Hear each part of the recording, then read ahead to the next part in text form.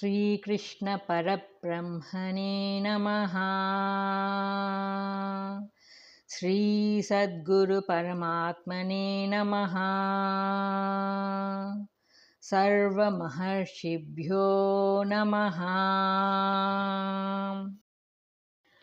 Ath Ashtadashodhyayaha. The 18th discourse. Moksha Sanyasa Yogaha. The yoga of liberation by renunciation. The title of the discourse. Moksha means liberation. Liberation from bondage. Liberation from the sorrows and delusions of worldly life. Liberation from the wheel of birth and death. Such liberation is attained by renunciation. Tyaga only. Tyage naike amrutatva manush. Kaivalyopanishad. The words Tyaga and Sanyasa have both the same meaning and significance. The rejection of attachment for the objective world, detachment from any kind of contact with the world is Tyaga. Renouncing the world, the body and the mind and all such objective phenomena and taking refuge in Paramatma alone in the Supreme Self is Tyaga. The moment when contact with material and objective universe drishya is cut off, man attains the state of dhruk and remains free and perfect. That is the state of moksha.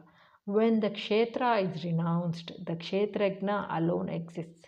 When drishya is renounced, the druk alone remains.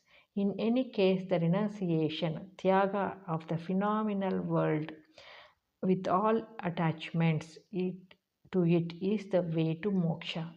As the discourse explains the principle and practice of liberation through renunciation, it is called Moksha Sanyasa Yoga. Another interpretation. Moksha is the Supreme Lord. Sanyasa means renunciation of all acts along with their fruits to the Lord. Thus, Moksha Sanyasa means the surrendering of all the karma and karma phala to the Lord. Another interpretation. Moksha Sanyasa means renunciation of moksha. Would anyone renounce moksha? Are not all men seeking for moksha? True, but who is it that seeks for moksha? The bound soul. The man in bondage seeks for liberation, but having understood the Lord's magnificent message of freedom and perfection through the 17 discourses, who can remain still a bound soul? Ajo nitya shashvatoyam purano. Thus, knowing the birthless, the deathless, ever free, ever blissful, omniscient, omnipotent, ever glorious Atma, where is bondage? Where is the bound soul? There is no such entity as Jiva, the bound soul. It is fiction. When the truth is known, the Jiva understands that his bondage was a myth. Thus, he was never bound. That freedom and perfection are his true self. In that state, the idea of liberation is gone because he has discovered that he was not bound at all at any time. And the idea of seeking for liberation is given up because he is already free. Or the Lord Himself confers liberation on His disciple and devotee who has put his faith in Him and gone through the various forms of discipline explained by Him in the 17 discourses. There is no need for the devotee still to aspire for liberation because it comes to him spontaneously by the grace of the Lord. All the yogas fully dealt with in the former discourses are mentioned here briefly. Other ideas not so far-fetched are included in this chapter. So, this discourse may be described as the essence of the Gita or the epitome of the Gita Shastra. Having heard directly from the Lord the highest spiritual teaching, who can remain yet a bound soul? One can renounce the lingering through thought of moksha because he now experiences the bliss of freedom and perfection. So the title Moksha Sanyasa might have been given to this discourse. Another explanation is the names of other previous discourses, the Karma Yoga, Bhakti Yoga, Gnana Yoga, etc., have been so far interpreted as the union with Paramatma through karma or bhakti or gnana, etc. On the same analogy, Moksha Sanyasa Yoga has to be interpreted as union with Paramatma through liberation by renunciation. Thus, the theme of the discourse is moksha is attained by the complete renunciation of every kind of contact with the objective world. Give up even the thought of attaining moksha. Surrender all karma with all its fruits to Paramatma by an act of tyaga. By supreme renunciation, which is the very essence of moksha, union with Paramatma is attained. These teachings form the sum and substance of this discourse, and so it is entitled Moksha Sannyasa Yoga. How this discourse is connected with the previous one. The Lord taught Arjuna different yogas in preceding chapters. Now, Arjuna wants to know the essence of all of them and questions the Lord about the meaning and significance of Tyaga and Sannyasa. The discourse starts with Arjuna's question as this is the last chapter. The substance of all that has been already said is summed in it. First sloka. Arjuna Uvacha Sannyasasya Mahabaho Tattvamichami Veditum Tyagasya cha Rushikesha Prutakeshi Nishudana.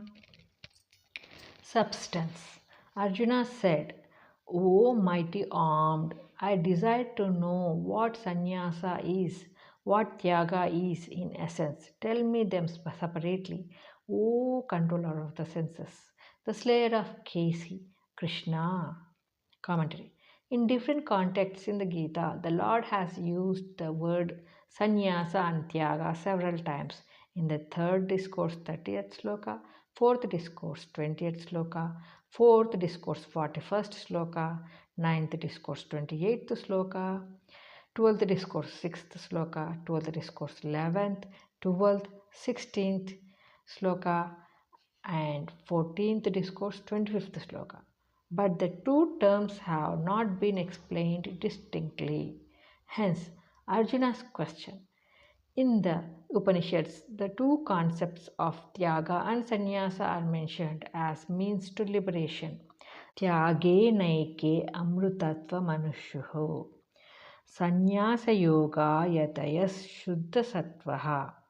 Arjuna addresses the Lord thrice in different ways, revealing his high adoration for the divine teacher for whom he is learning the ultimate truth. Such reverence for the teacher of Brahma Vidya is essential for attaining spiritual illumination. The respectful questioning of Arjuna is what is known as pariprashna. The proper way to approach the Guru and place one's doubts before him should be known by the disciple. Being pleased with such faithful devotion and reverence, the teacher showers his grace on the disciple and unravels the mystery of divine realization. Question. What is Arjuna's question? Answer. He desired to know from the Lord the distinction between sannyasa and tyaga in their essence. The Lord's answer. Second shloka. Sri Bhagavanuvacha Kamyanam karmanam nyasam sannyasam kavayo viduhu sarva karma phalatyagam prahustyagam vichakshanaha. Substance. The blessed Lord said, O Arjuna, the sages understand sannyasa as the renunciation of all desireful actions. The learned declared tyaga as the abandoning of the fruits of all works.